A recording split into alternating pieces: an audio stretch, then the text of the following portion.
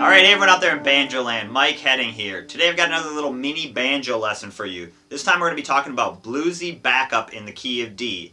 I'm going to show you some basic chords and notes and rolls that'll work for you, and some spots where you can start looking for some cool bluesy licks.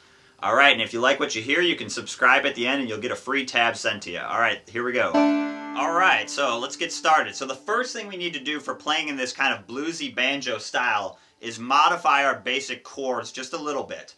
And we're going to have to talk music theory just for a little bit, but we'll take it slowly. So if you were playing a song in D major, let's say, you'd do a 3-finger or 4-finger D chord. Basically, each chord has 3 notes that make up the chord. So they're called the 1, 3, and the 5. So those are the notes of the scale.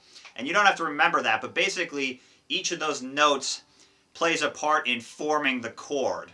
And in this case, the third note is the note that determines whether the chord is major or minor. So if you flatten the third note, you get a D minor, and if you play a natural major third, you get the D major. So that works really good for some songs, but in the case of bluesy kind of banjo songs, especially in bluegrass, we're actually going to want to take out the third, and we're going to play just a 2-finger chord. So basically what that's allowing us to do is we're not playing the major or minor tone of the chord. So that means we can play all different types of stuff on top of that chord because we're not, determining one way or the other, making it major or minor. So basically, sometimes they call them power chords, or you might see it as D5. You don't have to remember that. But basically, it's that we're playing the chord without the third. So a couple easy ways to do it on the banjo. This is the one I like to do, is you got 2nd fret on the 3rd string with your 1st finger, and 3rd fret on the 2nd string with your 3rd finger. And then you got your open Ds, and you kind of leave off the 5th string. So you can do it that way, or you can do it with your 2nd and 3rd finger. Depends on where you got to go next. But that's the first chord we need to use. And you probably, you've used those 2 notes before if you've played a regular D or a D minor. So let's just get some kind of basic rolls going first on this chord. And what I would suggest is use your low 4th string to kind of create some rhythm.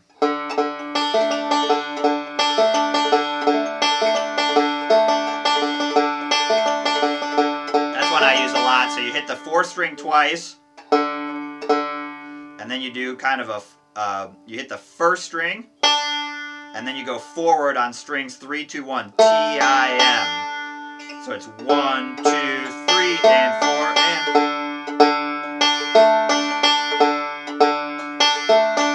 That's a really good one.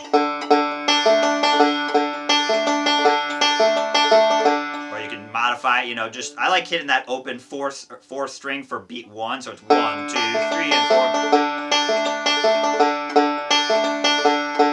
So any kind of combination of that, you remember you're just counting to 4. What I'd recommend for this type of style too is when you're doing your rolls, think of something more rhythmic than changing the pitches a lot. This style, it works better if you just kind of create a groove. Or you can work on popping out certain notes. I'm kind of accenting my middle finger there.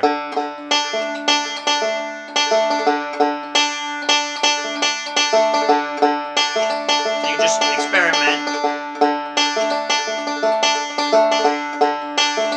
If you want a little lick, you can put your 2nd finger down on the 3rd fret of the 4th string.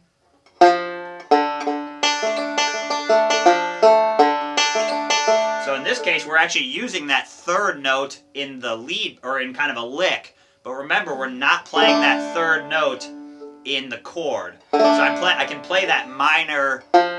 Again, it would be a D minor, but we're not playing that chord, we're playing the D5, and then you can add that note, or you can add the major note. So again, it allows us to do either. That's what's kind of cool about these chords. The other thing you can do is you can go down into your D7, so you could hammer on.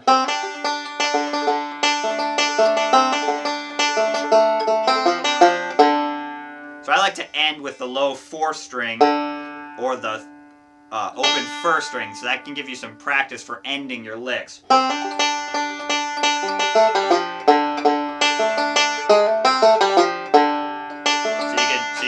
practice, you know, do a couple measures of the kind of rhythmic vamp, and then try and throw a little lick.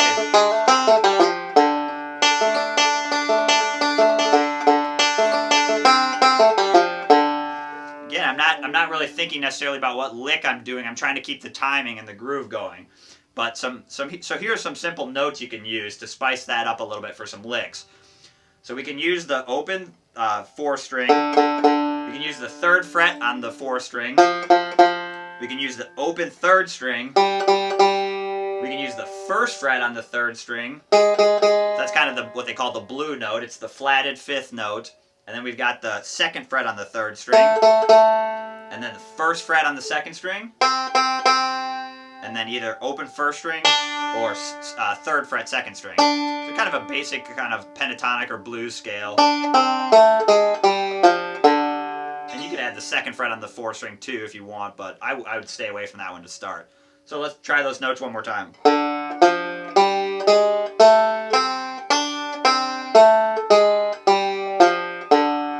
So you can, you know, hammer on or pull off. Or single string can sound cool. You know, so I'm doing open 1, 2 on the 3rd string, and then hitting the 1st fret 2nd string, and then yeah, a little pull off, something like that. Again, what I would do is think of it in terms of potential notes, and come up with whatever you can. The more stuff, the better, obviously. So that's something you can try with some basic notes. And again, I think for kind of this bluesy stuff, at least to start with, I like to stay down the neck this way and just stay down here. Okay, so let's add one extra chord. So let's add a G. And so we got open G, but let's do the same thing that we did with our D chord. Let's leave out the 3rd. So in this case, it's a B note. It's our 2nd string. So let's kind of just stay away from that. It's just going to spell out the chord a little bit more than we want to. Okay, so let's just practice going from D to G. Let's do a couple measures on each. Let's go to G. I like sliding from the 3rd fret to the 5th fret. And I'm just using strings 5, 3, and 1 there, or 4, 3, 5, and 1. So I'm just staying away from my 2nd string. Let's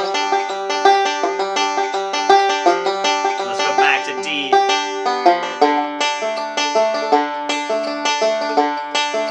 Let's go to G.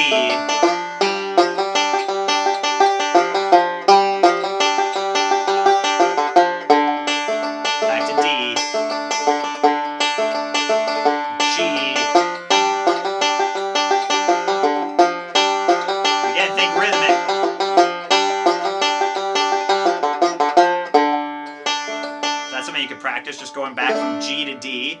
If you want to go to an A, I would stay away from, again, the major A. You could do, one thing you could do is just kind of an A minor, or even just basically play a D7. Sometimes on banjo in this style, we want to let the band spell out the chords like I've been talking about. So one thing you could do is just play kind of you're basically a D7, and just let the band play kind of that A5 chord. Another thing you could do is you could slide up to the 5th fret on the 2nd string, and your pinky on the 7th fret, and your 3rd finger on the 7th fret of the 4th string. So you're basically in your A major chord, except you're not playing the 3rd string. So you're playing 4th string, 2nd string, and 1st string. So again, that's just kind of a power chord. You can do it up here at the 12th fret for D too if you want to eventually go up the neck. That's good for backup. Again, we're not spelling out the major chord there, so, and then we can go back to D. Or you can do just the top 2 strings.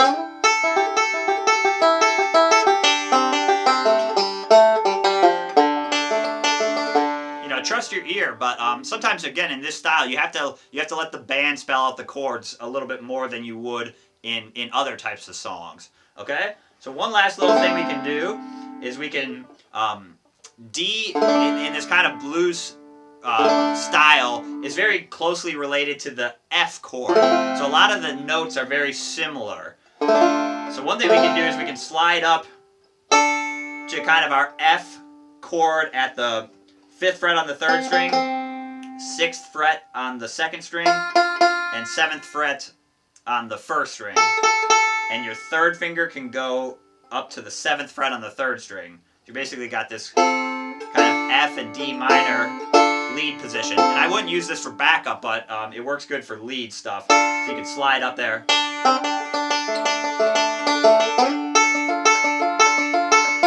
You can bend this 2nd string. It's kind of like, I don't know, some stuff I've heard Ron Block play or something like that can kind of sound cool. So you can slide up there.